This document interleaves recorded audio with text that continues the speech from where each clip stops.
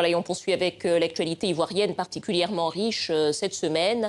Et le regard d'Hilary Simplice, rédacteur en chef et cofondateur du journal satirique Biche. C'est la rubrique Vue 2.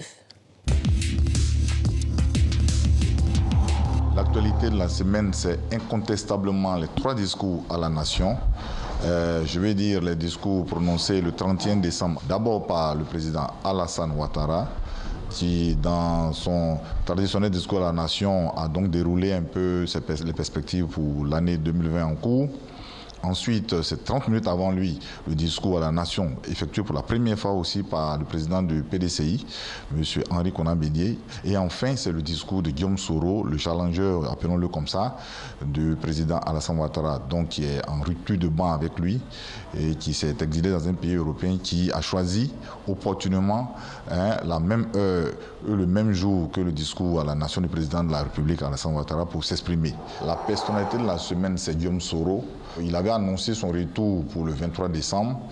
Et il a pris un jet privé et malheureusement au-dessus du Niger, selon les informations qu'on a, il a eu une information selon laquelle un mandat d'arrêt international avait été lancé contre lui.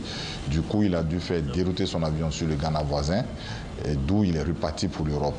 Alors pour l'essentiel, il faut savoir que son parti politique a été assiégé par les forces de l'ordre ici sur place en Côte d'Ivoire. Il faut savoir que son domicile a été saisi parce que, je le précise, on a lancé un mandat d'arrêt contre lui. Et il lui est reproché dans l'acquisition de ce domicile-là d'avoir usé de méthodes pas très claires. Donc le domicile a été saisi. Lui-même, ses frères, ses 2 petits frères sont actuellement aux arrêts.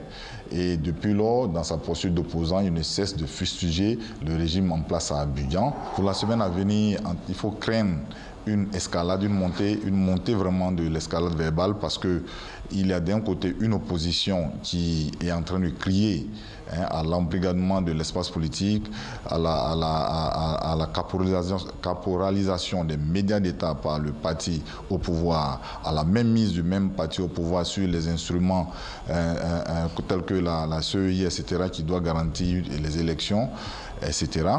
Ensuite, il y a l'opposition toujours qui dénonce le fait que le président de la République durcisse, n'est-ce pas, sa politique à leur endroit, en ce sens qu'il n'y a pas d'ouverture véritable pour le dialogue. Et je crains qu'il y ait une escalade parce que de plus en plus dans les états-majors, on durcit les positions.